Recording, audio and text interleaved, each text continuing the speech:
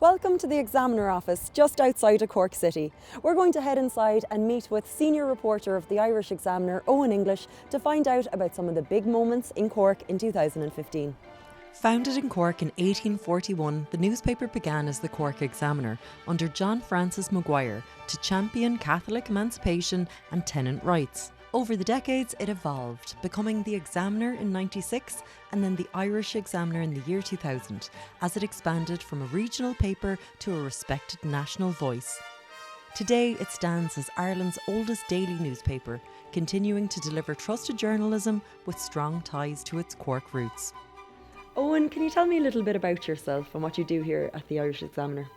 Well, I'm a senior news reporter with the Irish Examiner. I've worked for the newspaper for about 15 or 16 years. And my job here is to basically cover news as and when it happens from the Cork region. And how has it been over the last 15 years covering news in Cork? Oh, it's been busy. Every day is busy. But I suppose I've seen huge technological changes in how we do our job over the last 15 or 20 years.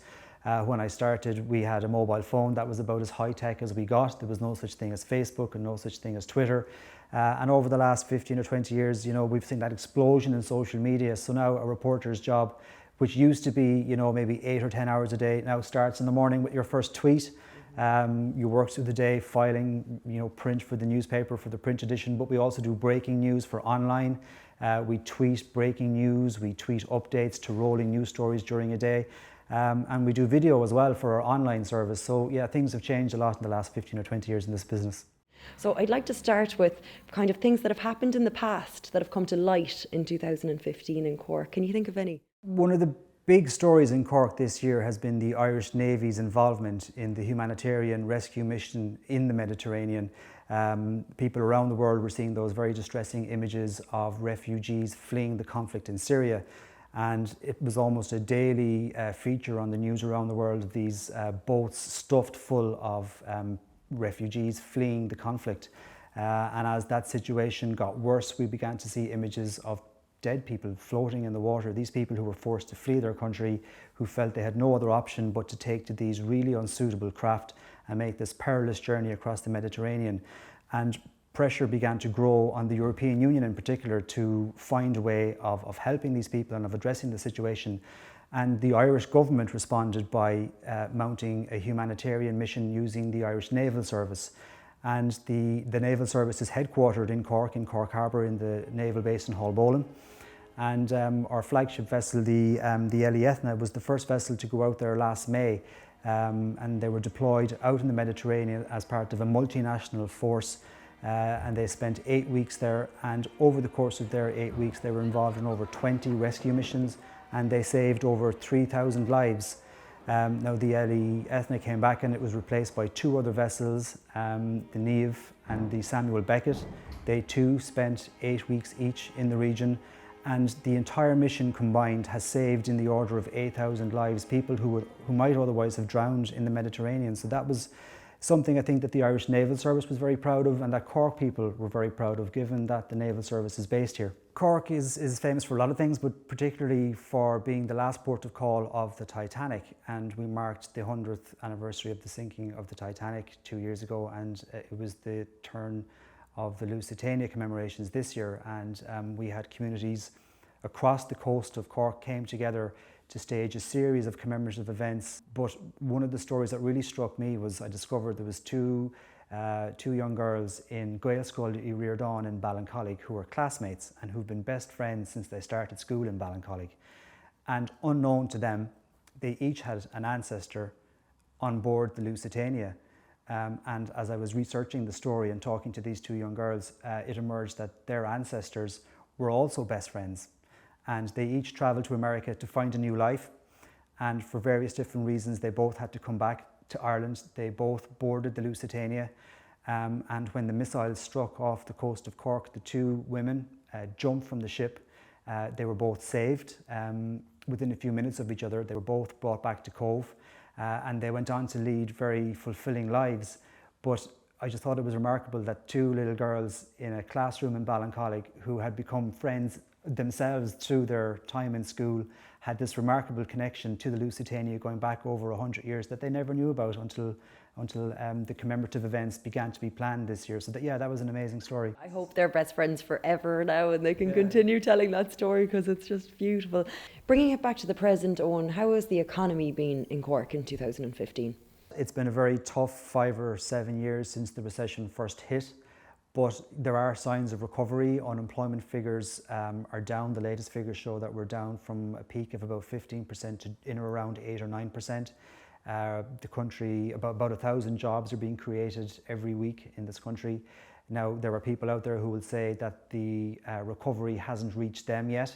There are issues out there. We have a huge problem with homelessness. So there are areas that still need to be addressed, but the recovery is beginning to take hold. It's fragile, but it is beginning to spread. And in Cork here, just in the last month alone, we've seen some very significant job announcements which underline the fact that the recovery is taking hold. We had the Chief Executive Officer of Apple Computers visiting the European headquarters of Apple, which is based on the north side of Cork City here.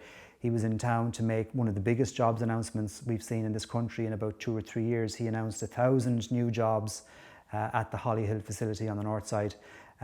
It's part of a major expansion that Apple is planning in this country. About a week later, we had another really significant jobs announcement by an outsourcing company called VoxPro. It's an Irish-founded company founded by entrepreneurs Dan and Linda Kiley. They're a very dynamic husband and wife team, and they see huge potential for their type of business, not just in Ireland, but also in America. They're also planning on expanding in Asia in the next 2 to 5 years. That's their sort of long-term plan. And just today, we had another announcement in East Cork. GE Healthcare, they're part of General Electric. They make medical dyes that are ingested into the body to help in medical scans. They're announcing a $40 million investment in their manufacturing plant in Carricktool, and they're going to create 140 jobs. So there has been a steady stream of positive news announcements. The recovery is taking hold, but as I said, there's a lot of areas that do need to be addressed. Looking into the future in Cork, is there anything that happened in 2015 that will change the future of the city or the county? Well, one of the big things that the people of Cork and the people of Munster in general have been waiting for is for the development of a large-scale conference and event centre in Cork City. It's something that's been on the agenda for about 15 years, and there have been a lot of false dawns over those a couple of years. So I suppose one of the things that the people of this region are looking forward to next year is seeing work finally start on a 6,000-seat event centre on the site of the old Beamish and Crawford Brewery in the heart of Cork City Centre. And it's certainly something that the Irish Examiner is going to be keeping a very close eye on to make sure that this project, after all of these years, finally gets over the line. This year as well, there was a big celebration for George Bool up in UCC and in the surrounding areas. Can you talk to us about that? He was the first professor of maths in UCC, which at the time was Queen's University College back in the 1870s. He's widely regarded as the father of modern computer science.